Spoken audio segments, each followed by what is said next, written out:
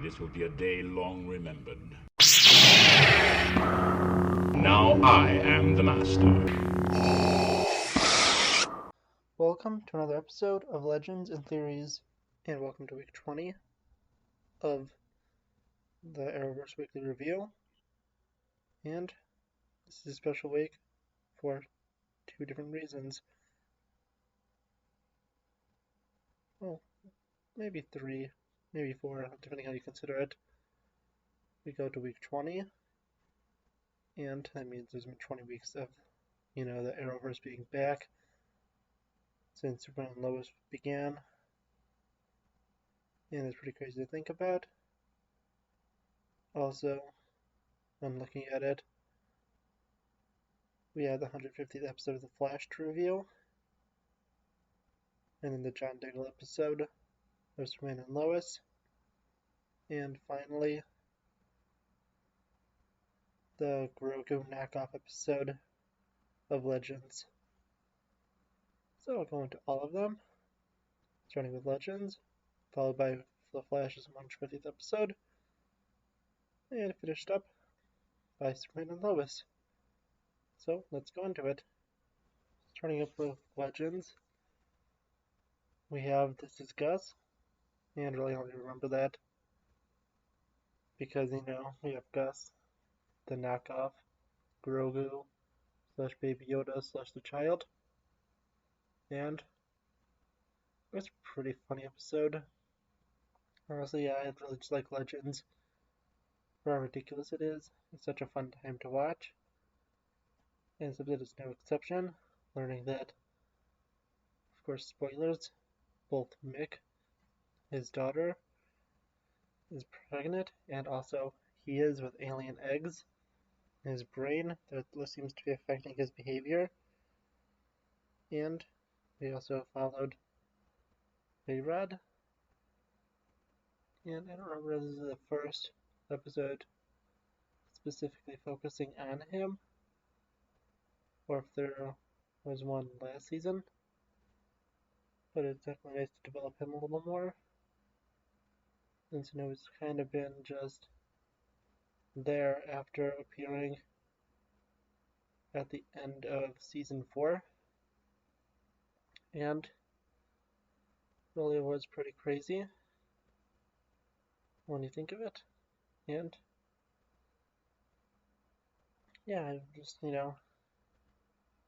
had some fun. It was interesting to see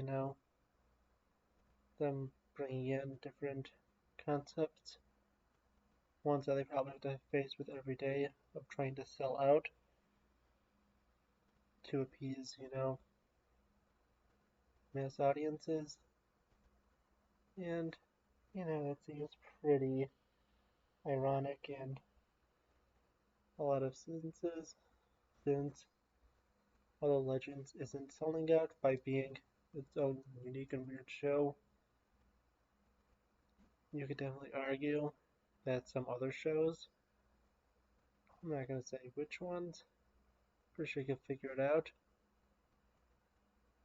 are selling out just by forcing in different things like messages, or really just drops in quality, or just trying to appease to everyone and appease to no one, either specifically back on the CW, at Warner Brothers as a whole, or even movies in a whole. And I think that's a very interesting take to have, and it definitely warrants its own full video. But while still talking about it, yeah, it was a pretty enjoyable episode. It was fun, different, unique, just like every episode of Legends is. I don't really hate any episode. I just really enjoy it because it's just so fun and ridiculous and different. And this episode's no exception. Yeah, so definitely interesting stuff set up. And I'm excited to continue on and see where it goes. Wonder what you think of Legends so far. But so far, as I said, I've been loving it and cannot wait to see where it continues to. Going to the Flash's 150th episode.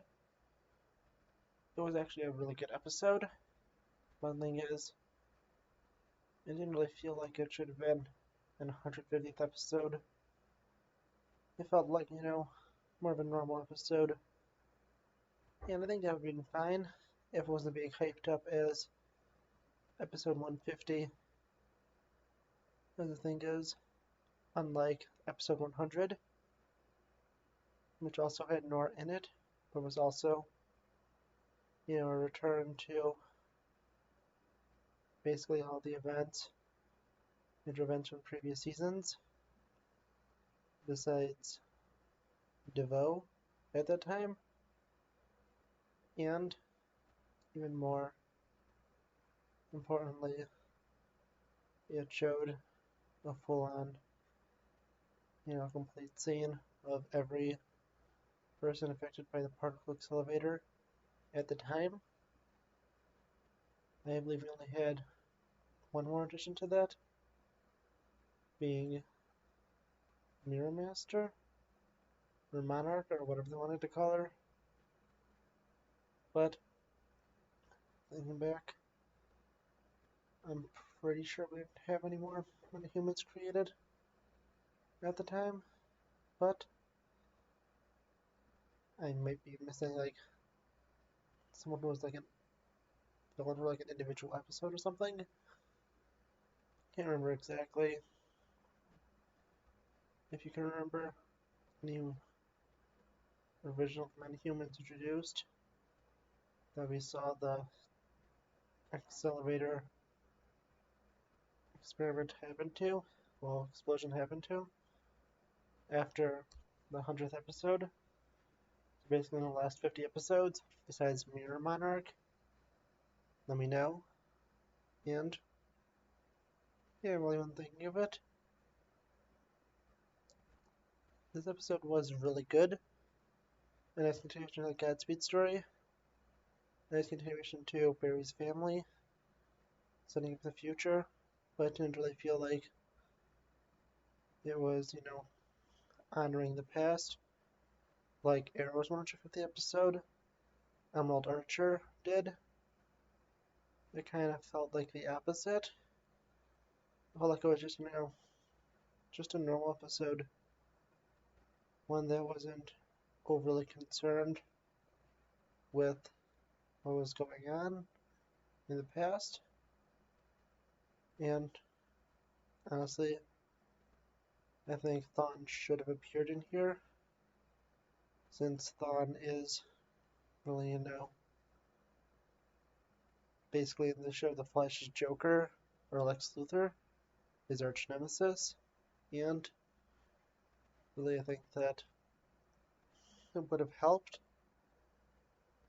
make it feel like, 150th episode, but probably wouldn't have helped the plot, or probably would have made it a little weaker and felt forced. And that's the thing. This episode, it was a really good episode, but wasn't really feeling like a 150th episode. It felt like, like an average episode, like I was saying. And there's nothing wrong with that, as long as they weren't, overhyping it, which it seemed they were. I saw, when watching with Legends, I believe last week's episode of The Flash, they were teasing, there being the 150th episode. All I didn't say if this was one was it specifically. It was pretty clear from, other sources that this was episode 150. And really, although it wasn't, maybe super reflective on the past and honoring, the legacy of The Flash, I still say it's a good episode and would recommend to anyone to watch it. Going to some specifics, Cisco's return was pretty nice and pretty well done. And honestly, I really do like both Bart and Nora. Nora definitely seems a little better than the last time. She's, a lot older and more mature. And Bart just definitely feels like, he's coming from Young Justice being more younger, reckless, and kind of crazy. And I really enjoyed that. I also like that Jay Garrick exists on this earth, although it might be a problem if you look back with the doppelgangers causing the deaths of each other, with him existing possibly at the same time as both Barry's father and his wife, at the same time as Barry's mother. But who really knows about that? Maybe it'll be explained. Maybe they came from Earth 2 with the JSA, since he's supposed to appear in Stargirl also. But we may have that explained in the next episode. Might be explained in Stargirl. I am looking forward to the finale and can't wait to see where it goes. And yeah, I just really enjoyed this. I'm definitely excited to see the storylines of these three characters continue. I believe I saw there was a set photo that had Thawne in the finale, and that'd be interesting. I wonder how he's going to come in. Maybe we'll see Godspeed as a threat to his enemy, being Barry. I'm not sure. And also, I kind of want to see more of Bart, definitely, and Jay. I don't mind Nora as much since we had a full season with, her in it. Which will be cool to see again. I'd definitely like to see most likely Bart and maybe Jay. Probably more likely Jay stay back and, start next season. Especially since we've lost two greats, being Cisco and Wells. And I'm honestly, I feel like one of the things that this 150th episode was missing was Tom Cavanaugh, who has been part of the show since the beginning, and they probably could have been a cool way to put him in. But also, yeah, I think that Thawne was probably in this episode, not just name mentioned. Maybe a quick, cool flashback to him. I don't know, maybe something like that. Honestly, I wouldn't even mind that much if we really just got a scene showing Thawne fighting um, Barry in the past and killing his mom or something. That just would have been interesting. And really, yeah, I'm just excited for the next episode. Can't wait to see it. I wonder what you thought about this 150th episode, leading up to season 7 finale, and Superman and Lois. Honestly, I had to take a break because people came home and for a little bit, so I was playing like Lord of the Rings and finish up the Two Towers. So I'm gonna give the Superman and Lois part kind of quick. And honestly, it was a really good episode, but I think there was one kind of small mistake I made. Well, actually, a pretty big one. It potentially just killed off General Zod, with him only having, a brief cameo.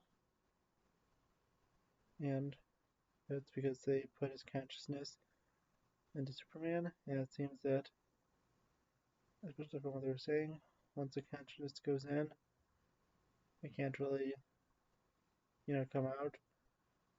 And that consciousness, if that body dies or it's rejected, the person who was originally there dies.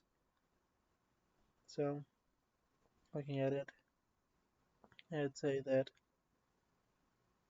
there's some problems with Zod basically being killed off, with him being, one of Superman's biggest villains.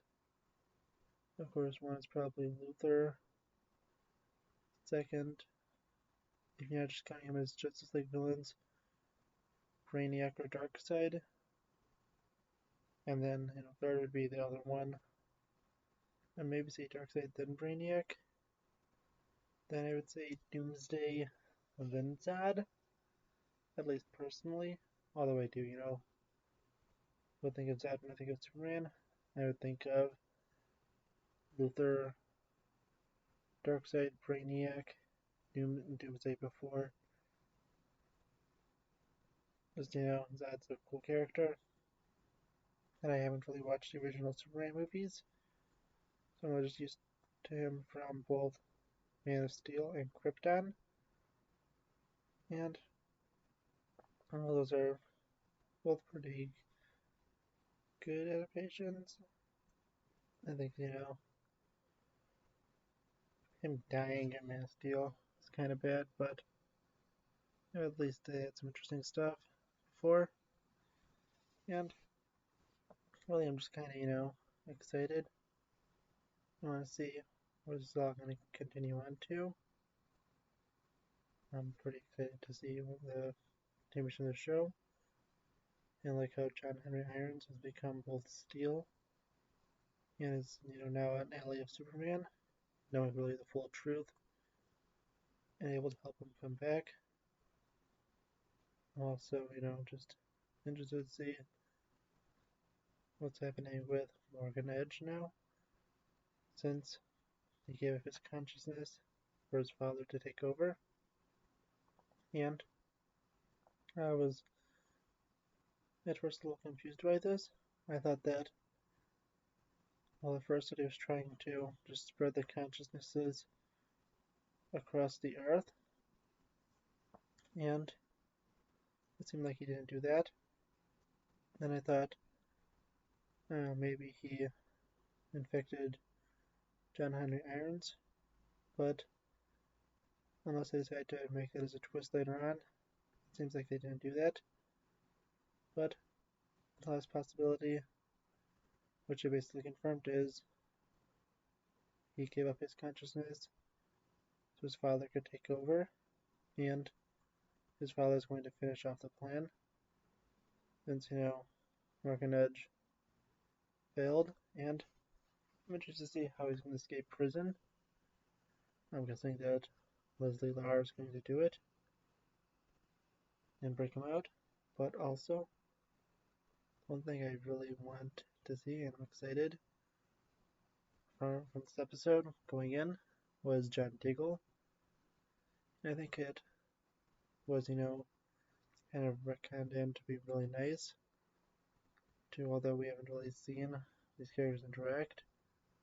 John acts like he's old friends with General Lane, and that him and Lila have a good connection with him. He also, has a good connection with Superman. And they might have met in Elseworlds. I can't remember exactly. I'm pretty sure they didn't. They might have also met in Crisis, but that would have only been briefly and on another Earth. So it seems that this version of John Diggle is a lot closer with Superman, respects him, and it was nice to have an Oliver name drop. And it seems that General Lane also knew Oliver. And my best guess is when Oliver was with the military and Amanda Waller in Hong Kong is when Lane met him. Perhaps that happened. Or maybe, I don't know, maybe you just met him around maybe, I don't know, season 2 or 3. Probably not season 4. Maybe sometime with Argus. I'm not sure exactly when they would have met.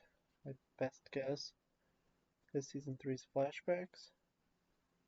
But if you have a better prediction, let me know.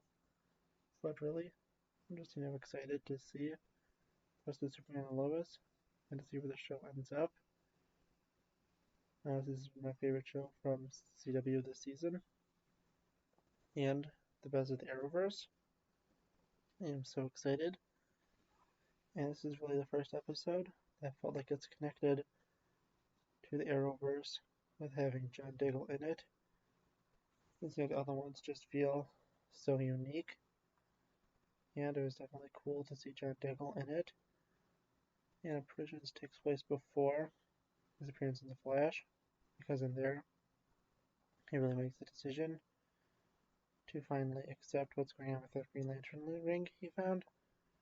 Or I should say the Green Blacks, because in this, he's still rejecting it. And although I haven't seen him long enough in it, he wasn't really suffering from the head pains yet. So maybe this takes place even before the Batwoman episode. I'm not fully sure about that, but we could probably figure out what timeline-wise. Maybe there's some official thing. And really, all I know is it takes place before the Flash episode from last week. And it could take place either before or after the Batwoman episode. I'm not really sure, but I'll see you in the next episode of Legends and Theories.